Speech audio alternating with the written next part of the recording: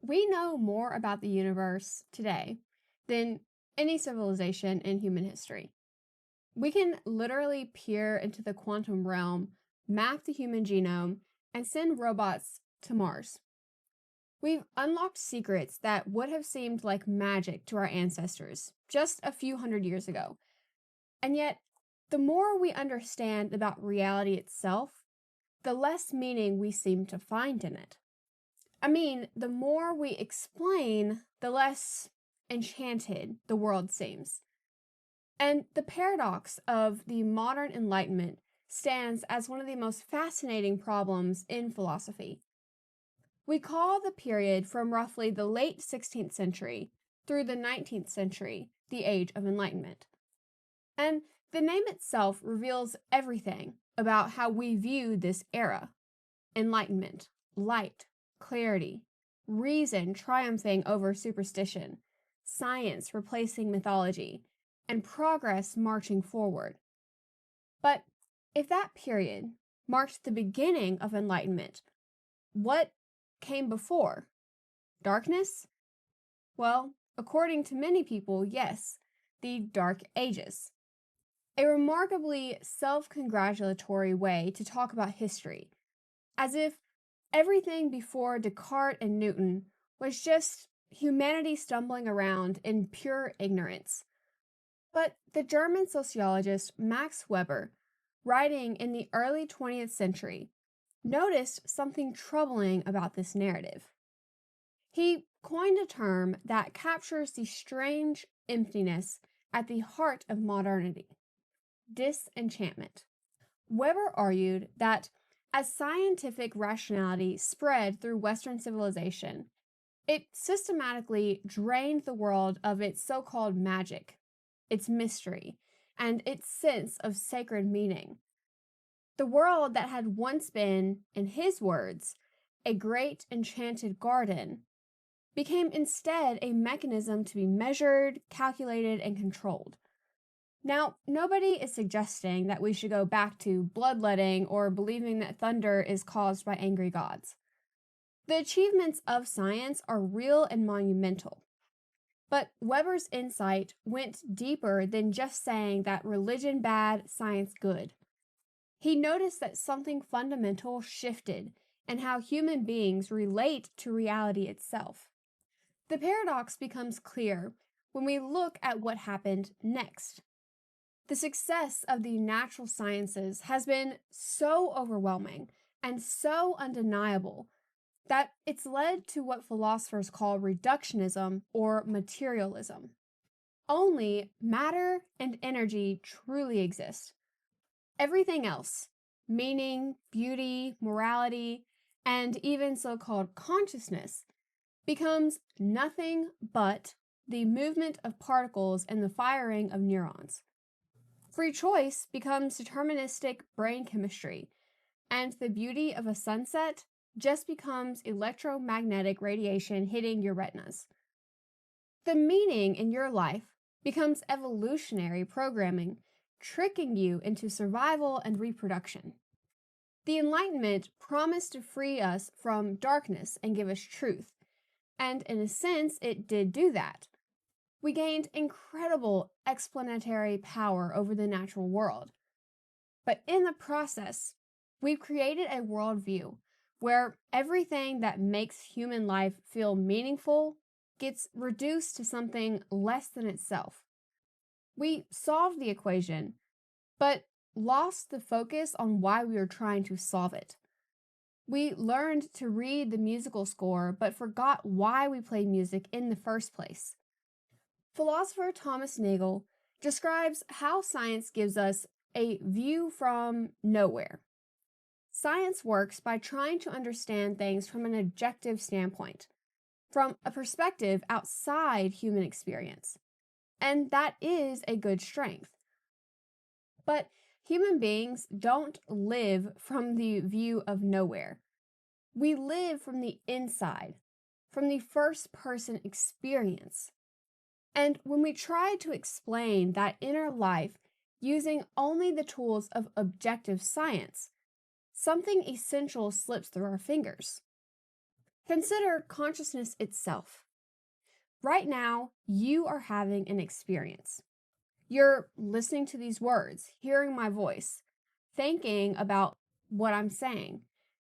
The most immediate, undeniable fact about your existence. Descartes was right about at least this much, that you can doubt everything except for the fact that you're doubting. But modern scientific materialism suggests profoundly to explain how consciousness could possibly emerge from unconscious matter. The feeling of what it's like to taste coffee remains unexplained by the electrochemical signals in your brain. The redness of red can't be captured by wavelengths of light. David Chalmers named this the hard problem of consciousness, and despite decades of neuroscience research, we're not really any closer to solving it. Now, we can map the neural correlations, and we can show which parts of the brain light up when you experience something. But correlation does not explain anything. Knowing that certain parts of our brain fire whenever we feel pain doesn't explain how we feel pain, or even why. And explaining music by analyzing the physics of sound waves. It's not wrong, but it kind of misses the whole point. Weber's disenchantment shows itself most clearly in these examples. The more we insist that science must have the final word on everything, the more we are forced into increasingly absurd positions. Some philosophers have actually argued that consciousness itself is an illusion. The one thing you know with absolute certainty, that you're having experiences right now, supposedly isn't real. And the tragedy lies in the false choice that we've created. We act as if we have to choose between pre-modern enchantment, with all its superstition and ignorance, and modern disenchantment, with all its explanatory power but existential emptiness. The problem lies not with science itself, but with scientism. The belief that scientific methods and explanations are only valid forms of knowledge. Weber himself saw this very clearly.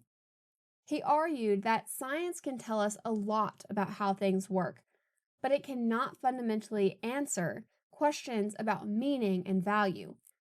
And science might even be able to clarify some moral questions, but it can't resolve them. It can explain the mechanisms of human behavior, but can't tell you how you ought to live. Science describes what is, but it can never prescribe what ought to be. And when we forget this distinction, we end up with what he called an iron cage of instrumental rationality, where everything becomes a means to an end, but we've lost sight of what the ultimate ends should be. In the pre-modern world, religion provided a unified framework of meaning. Now, you might not have agreed with it, and it could have been wrong about many things. But there was a coherent story about what mattered and why. Now, disenchantment has essentially shattered that unity, and now we live in what Weber called a war of the gods, where different value systems compete with no rational way to adjudicate between them. Science promised to fill the void left behind by religion, but science is spectacularly bad at answering the question of what should I value and why. Some contemporary thinkers argue that Weber was actually onto something even deeper than he realized. The process of disenchantment doesn't just remove magic from the world, but creates new forms of enchantment. We may no longer believe in literal gods and spirits, but we've replaced them with other secular faiths. Faith in progress, technology, the market, and in science itself as a kind of ultimate arbiter of reality. So the question is did enlightenment change enchantment itself, or just what humans are enchanted by? I mean, look at how we talk about artificial intelligence or quantum computing.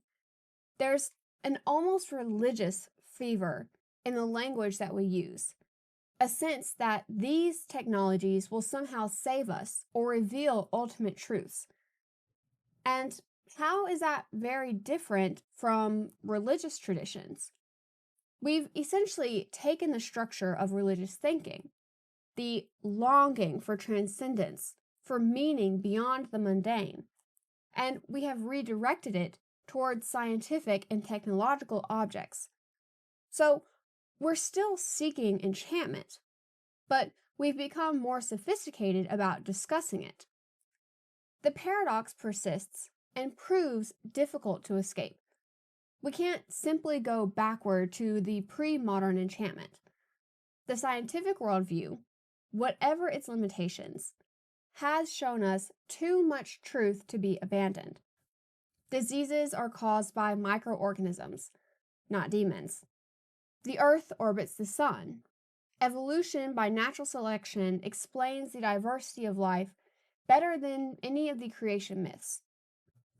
But we also can't move forward into a world where human experience is reduced to nothing but matter and motion, and that consciousness is declared an illusion.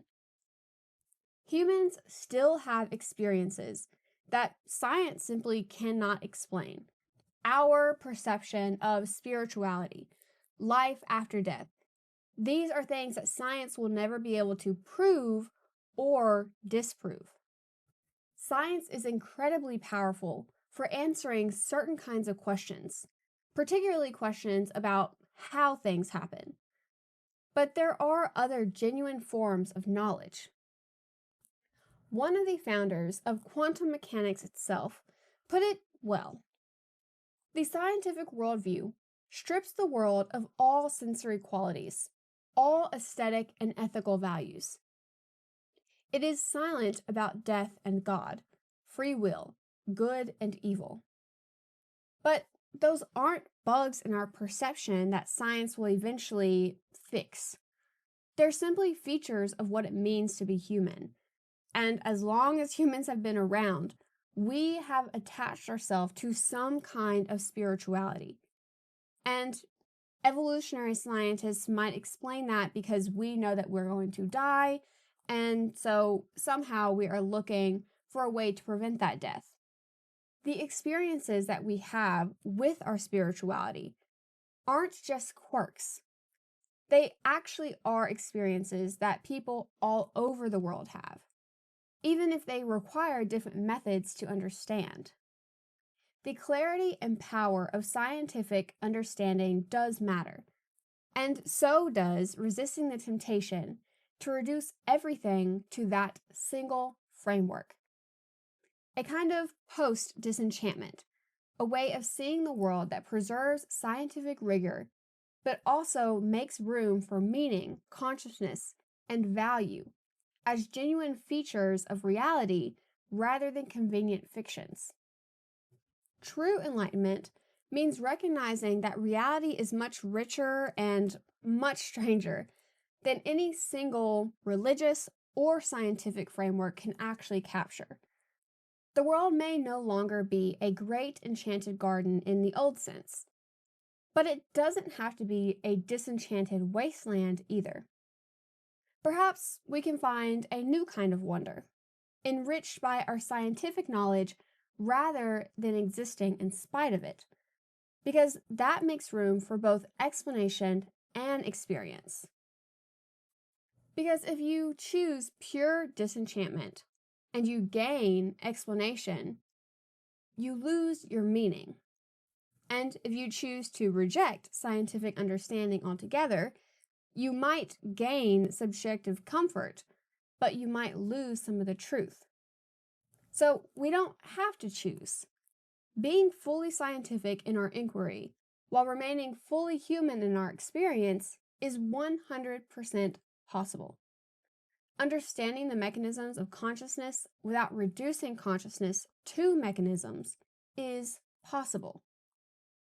The Enlightenment gave us tools to understand the world, but it also gave us ways to misunderstand ourselves.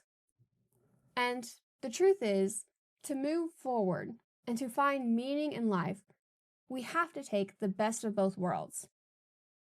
So, with that said, thank you guys so much for watching. And as always, don't forget to like, comment, and subscribe. And I will see y'all next time.